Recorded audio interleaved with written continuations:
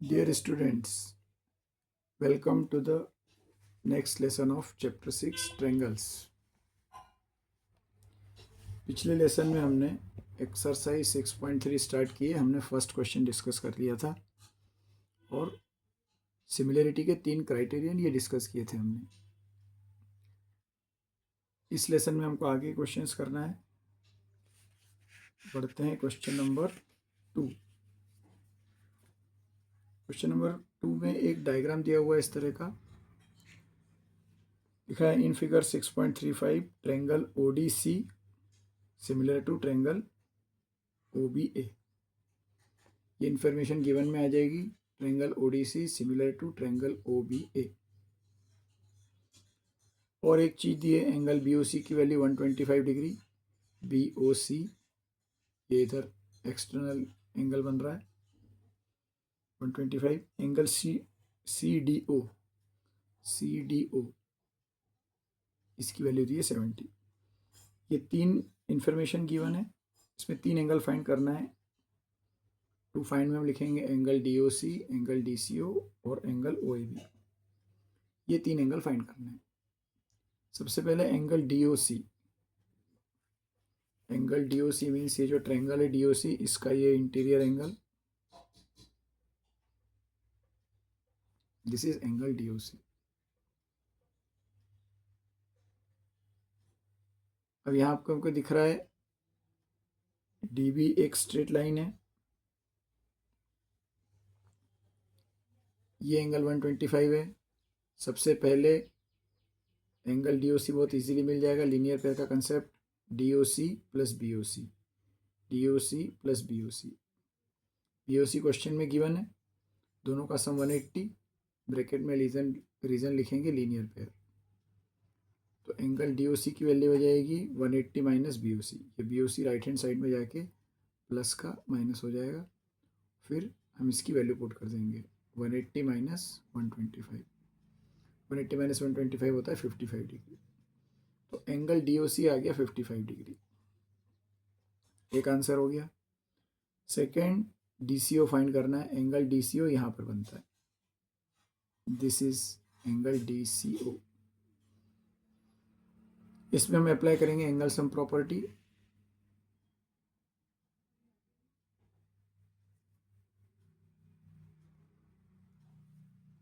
Triangle के तीनों angle का सम DOC plus DCO plus CDO। ये जो हमको DCO फाइंड करना है।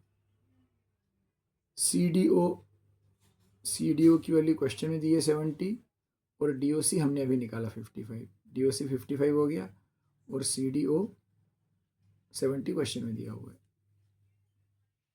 इसको एक बार और डायग्राम देख लेते हैं। CDO 70, DOC 55 प्लस ये एंगल DCO। इन तीनों एंगल का सम 180 होता है, उसमें ये 70 क्वेश्चन में दिया, ये 55 हमने अभी फाइंड किया। इन दोनों को प्लस करेंगे, 180 से माइनस कर देंगे। तो एंगल DCO की वैल्यू 180 माइनस 125, इन दोनों का सम 125, ये RHS में जाके माइनस हो जाएगा। तो DCO भी 55 आया, DOC भी 55 आया, DCO भी 55 आया। 2 आंसर हो गए। तीसरा एंगल फाइंड करना है, एंगल OAB। ये OAB बन रहा है नीचे वाले ट्रायंगल में, नीचे वाला ट्रायंगल है ट्रायंगल OAB, इसका ये वाला angle, this is angle OAB।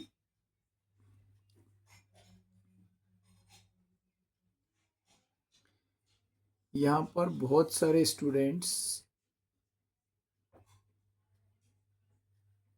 इस क्वेश्चन को करते हैं इस कंसेप्ट से कि CD और AB को पैरेलल मानते हैं, इन दोनों एंगल को अल्टरनेट इंटीरियर की तरह ट्रीट करते हैं और उससे लिखते हैं कि ये 55 है तो ये 55 होगा। CD और AB पैरेलल ये क्वेश्चन में कहीं भी गिवन नहीं है, डायग्राम से भले ही दिख रहा हो, पर वो पैरेलल, जब तक वो पैरेलल है दिया हुआ नहीं है तब तो हम इसको ट्रांसवर्सल मान के और अल्टरनेट इंटीरियर एंगल को इक्वल मान के उससे नहीं कर सकते। ये एक्सरसाइज में हम सिमिलरिटी पढ़ रहे हैं। क्वेश्चन में दिया है ट्रायंगल ODC और OBA सिमिलर हैं, जब ट्रायंगल सिमिलर होते हैं तो करस्पॉन्डिंग एंगल्स इक्वल होते हैं। करस्पॉन्डिंग एंगल में इसका एंगल DOC और इसका एंगल AOB, ये दोनों एंगल, ये और ये वर्टिकली अपोजिट हैं, मतलब ये आपस में इक्वल होंगे, इसलिए ये दोनों एक दूसरे के करस्पॉन्डिंग हुए। और एक चीज, AC स्ट्रेट लाइन है 125 का, इसके साथ भी एंगल जो है लीनियर पेयर बनेगा। जैसे 180 में से 125 को माइनस करके ये 55 आया था, उसी तरह से ये भी 55 आएगा। तो ये आपस में करस्पॉन्डिंग हुए। और एक करस्पॉन्डिंग एंगल्स का रूल जो हम पहले पढ़ चुके हैं, ट्रायंगल के नाम से डिसाइड करेंगे। क्वेश्चन में दिया है ODC OBA, तो O के करस्पॉन्डिंग वर्टेक्स O है, D के करस्पॉन्डिंग वर्टेक्स B है। इसमें D पे जो एंगल बन रहा है उसके करस्पॉन्डिंग यहाँ पर B मिलेगा। तो D equal to B, angle C equal to angle A और angle O equal to angle O। ये जिस सीक्वेंस में सिमिलर ट्रायंगल्स का नोमेनक्लेचर किया हुआ है उससे डिसाइड होता है। तो यहाँ पर सिमिलरिटी के कंसेप्ट से लिखना है कि C और A करस्पॉन्डिंग एंगल्स हैं। तो यहाँ पर हमको जो एंगल OAB फाइंड करना है, OAB और इधर से OCD या DCO, ये जो हमने फाइंड किया है, इनको हम लिखेंगे angle OAB equal to angle OCD। यहाँ पर हम रीजन लेंगे corresponding part of similar triangles, ये इस लॉजिक से इक्वल हैं, इसलिए 55 आएगा। अब जब ये दोनों एंगल 55 आ गए हैं, अब मैं बोल सकता हूँ कि लाइंस पैरेलल हैं। ठीक उल्टा लॉजिक है। दो लाइंस, ये दो लाइंस हैं AB और CD, इनको ये ट्रांसवर्सल कट कर रही है, अल्टरनेट एंगल इक्वल आ गए, इसका मतलब ये लाइन पैरेलल है। तो उल्टा लॉजिक नहीं लगाना है कि लाइन पैरेलल है इसलिए अल्टरनेट इक्वल हो गए। यहाँ पर सिमिलरिटी से मुझे करस्पॉन्डिंग एंगल के कंसेप्ट से ये दोनों एंगल इक्वल मिलेंगे। अब अगर मुझे कोई पूछेगा क्या ये लाइन पैरेलल है, yes, because the alternate interior angles are equal, therefore lines AB and CD are parallel to each other. ये था हमारा क्वेश्चन नंबर 2। पढ़ते हैं आगे क्वेश्चन नंबर 3। क्वेश्चन नंबर 3 में दिया है diagonals AC and BD of a trapezium ABCD। इसमें डायग्राम बुक में नहीं दिया है। Diagonals AC and BD of a trapezium ABCD with AB parallel to DC। अब सबसे पहले ट्रेपेजियम की property, one pair of opposite sides is parallel. Quadrilateral की 4 साइड्स में से अपोजिट साइड्स के 2 पेयर होते हैं। ट्रेपेजियम में एक पेयर का पैरेलल होना जरूरी है। इसमें दिया है AB और DC एक दूसरे के पैरेलल हैं। तो ये जो इन्फॉर्मेशन है इसके हिसाब से हम अपना डायग्राम बना लेंगे। एक ट्रेपेजियम ड्रॉ करेंगे, इसमें AB और DC पैरेलल ड्रॉ करेंगे। दूसरी साइड्स AD और BC ये नॉन पैरेलल हैं। इनको अगर मैं दोनों को आगे ऊपर प्रोड्यूस करूं तो आगे एक ना एक पॉइंट पे जाके इंटरसेक्ट हो जाएंगी। सो पहली गिवन में सबसे पहली चीज आएगी AB पैरेलल टू DC। इसके ये दो डायगोनल हमेशा AC और BD ही बनेंगे। They intersect each other at the point O। इनका जो इंटरसेक्शन पॉइंट है वो है O। Using a similarity criterion for two triangles show that OA upon OC equal to OB upon OD। OA और OC का ratio OB और OD के ratio के इक्वल है, ये प्रूफ करना है। यहाँ पर हम अपना सॉल्यूशन स्टार्ट करेंगे। AB and DC are parallel, AC is a transversal. AB parallel to DC, AC is a transversal. तो यहाँ से एंगल BAO, BAO कौन सा एंगल है, ये angle, this angle is BAO, angle BAO equal to DCO, DCO ये angle, ये दोनों parallel line, transversal, alternate interior angle equal हो गए। इसी तरह से AOB ये और COD ये दोनों एंगल वर्टिकली अपोजिट इसलिए इक्वल हैं। ये यहाँ पर हमने ये दोनों चीज़ें इसलिए मेंशन की हैं क्योंकि हमें रेशो प्रूफ करना है। ओ ए, ओ बी, ओ सी और ओ डी, ये जो साइड्स दी हैं, ओ ए और ओ बी आ जाएंगी ऊपर वाले ट्रेंगल में ए ओ बी में, सी ओ डी में आ जाएंगी ओ सी और ओ डी। तो ये 4 साइड्स इन 2 ट्रेंगल की हैं। इसका मतलब अगर ये 2 ट्रेंगल सिमिलर प्रूफ हो जाएंगे तो सिमिलर ट्रेंगल में करस्पॉन्डिंग साइड्स का रेशो इक्वल होता है, वहाँ से हम ये चीज़ प्रूव कर सकते हैं। तो हमको ए ओ बी और सी ओ डी को सिमिलर प्रूफ करना है। सिमिलर प्रूफ करने के लिए 3 क्राइटेरियन जो पिछले लेसन में पढ़े थे, angle angle, side angle side और साइड साइड साइड, तीनों साइड्स का रेशो इक्वल होता है तब 2 ट्रायंगल सिमिलर होते हैं।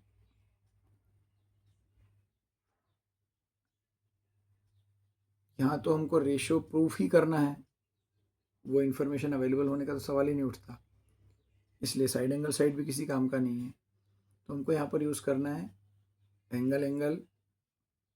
तो यहाँ पर अपना सॉल्यूशन लिखना स्टार्ट करेंगे। In triangle A O B and C O D, इन दोनों में इसका ये एंगल, इसका ये एंगल आपस में इक्वल, क्योंकि ये अल्टरनेट इंटीरियर है, ये हमने ऊपर प्रूफ कर दिया। और दूसरा एंगल ए ओ बी और सी ओ डी, ये वर्टिकली अपोजिट है इसलिए इक्वल है, ये भी हमने ऊपर प्रूफ कर दिया। इन 2 ट्रायंगल्स में ये एंगल इक्वल ऐसा कहीं गिवन नहीं था, इसको हमको सिमिलर प्रूफ करने के लिए यूज़ करना है। जो इन्फॉर्मेशन डायरेक्टली गिवन नहीं होती लेकिन हमें पता होती है, उसको हम पहले क्वेश्चन में मेंशन करते हैं और फिर आगे जहाँ पर उसका यूज़ आता है वहाँ पर हम लिखते हैं प्रूव्ड अबव। तो ये 2 एंगल इक्वल हो गए, तो एंगल एंगल इस सिमिलरिटी क्राइटेरियन से ये दोनों ट्रायंगल सिमिलर हो गए। तो यहाँ से हम लिख देंगे triangle A O B similar to triangle C O D.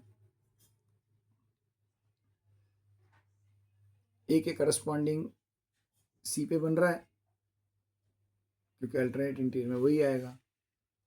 A के करस्पॉन्डिंग सी पे बनेगा, बी के करस्पॉन्डिंग डी पे बनेगा, ओ के करस्पॉन्डिंग ओ है। ये करस्पॉन्डिंग वर्टेक्स हो गए। तो नाम लिखते टाइम भी ए ओ बी, सबसे पहले ए आया है तो इधर भी सबसे पहले सी आएगा, सी ओ डी। यहाँ से इसकी एक साइड ए ओ, इसकी एक साइड सी ओ, ए ओ सी ओ, दूसरी साइड इसकी बी ओ या ओ बी, इसकी O D, B O and D O, इसकी तीसरी साइड ए बी और इसकी तीसरी side C D. First triangle, second triangle, first triangle, second triangle and again first triangle, third side A B, second triangle में C D.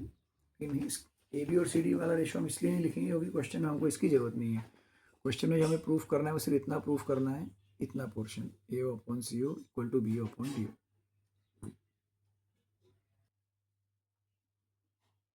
हमने यहाँ ए ओ सी ओ और B O D O लिखा है, डिफरेंस सिर्फ इतना है कि क्वेश्चन में ओ ए ओ सी और ओ बी ओ डी लिखे हैं। साइड का नाम में ओ ए लिखा जाए, ए ओ लिखा जाए, एक ही बात है। आप चाहें तो जैसा क्वेश्चन में दिया वैसा वैसा लिख सकते हैं, ओ ए ओ सी और ओ बी ओ डी। तो यहाँ पर जब दोनों ट्रायंगलों को सिमिलर प्रूफ करने के बाद हम करस्पॉन्डिंग साइड्स के रेशियो को इक्वल बताते हैं, तो वहाँ पर हम ब्रैकेट में रीजन लिखते हैं C P S T, hence prove. बढ़ते हैं आगे, क्वेश्चन नंबर 4।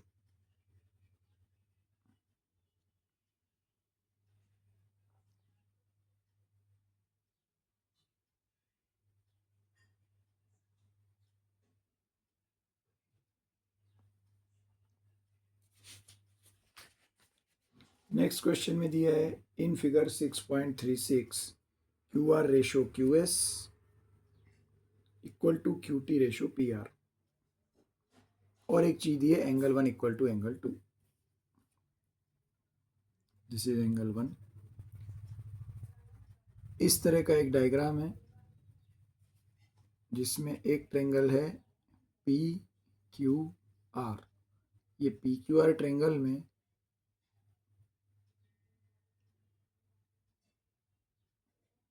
एक आर से एक लाइन ड्रॉ की है टी, या फिर हम ऐसा भी मान सकते हैं कि ये ट्रेंगल है टी क्यू आर, ट्रेंगल है टी क्यू आर, इसकी साइड टी आर के पैरेलल एक लाइन ड्रॉ की है P S, means P point Q T पे आ रहा है, एस पॉइंट क्यू आर पे आ रहा है, और पी एस एक लाइन ड्रॉ की है और पी और आर को भी ज्वाइन किया है। इंफॉर्मेशन क्या गिवन है, क्यू आर ये साइड और क्यू एस ये साइड, ये रेशो, और इधर क्यू टी और पी आर, और एक चीज दी है एंगल वन, एंगल वन मतलब इस एंगल का नाम है एंगल पी क्यू आर, या फिर मैं इसको एंगल टी क्यू आर भी बोल सकता हूँ, क्यू पॉइंट पे एक एंगल बन रहा है, और एंगल टू का नाम है पी आर क्यू।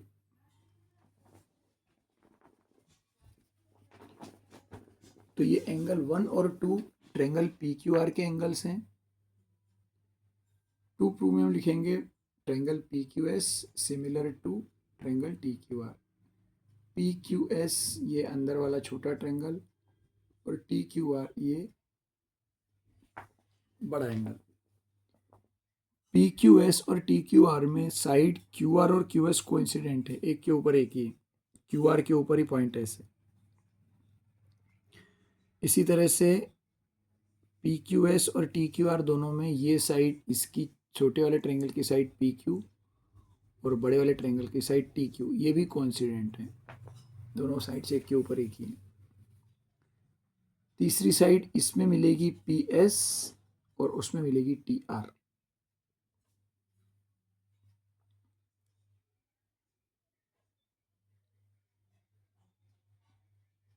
यहाँ ये जो इंफॉर्मेशन दी है 1 = 2, ये सिर्फ इसलिए दी है कि हम आइसोसेलेस ट्रेंगल का कंसेप्ट यूज करें। अगर 1 और 2 इक्वल हैं means triangle P Q are एक आइसोसेलेस ट्रेंगल हो गया। किसी ट्रेंगल के अगर दो एंगल इक्वल होते हैं तो उसकी उन दोनों एंगल की अपोजिट साइड्स भी इक्वल होती हैं और वो ट्रेंगल आइसोसेलेस हो जाता है। तो यहाँ से हम अपना सॉल्यूशन स्टार्ट करेंगे। इन triangle P Q R angle 1 = angle 2। 1 का मतलब एंगल पी क्यू आर, 2 का मतलब एंगल पी आर क्यू। 1 और 2 इन नंबर से लिखना बोलना ईजी हो जाता है। 1 और 2 इक्वल हैं, इट मीन्स इसके अपोजिट साइड, 1 के अपोजिट साइड मिलेगी मुझे पी आर और 2 के अपोजिट मिलेगी पी क्यू या क्यू पी। तो क्यू पी और पी आर ये साइड इक्वल हो गई। इस इंफॉर्मेशन को हमें क्वेश्चन में यूज करना है।